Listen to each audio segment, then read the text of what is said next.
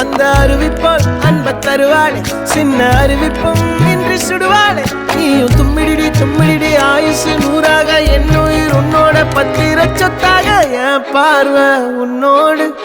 உன் பொம்மை கண்ணோடு பேசாமல் விண்ணோடு